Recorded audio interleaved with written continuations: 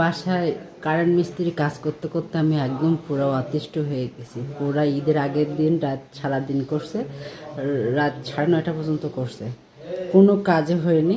আজ 2 দিন পরে, মানে ঈদের 2 দিন পরে শুরু করে দিয়েছে। মানে বাসায় তো লোকজন ভরা, সেই অবস্থায় দেখেন কি করতেছে তারা।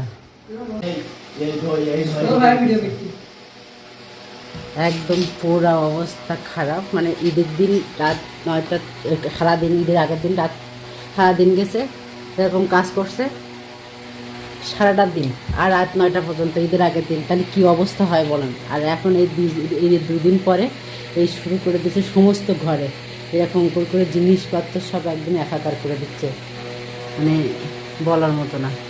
জেনারেটরের লাইন টানতেছে, কিন্তু জেনারেটরের লাইন টানতে যে 2 ঘরে এসির লাইন আলাদা করতেছে, তার জন্য এই কাজ করতেছে।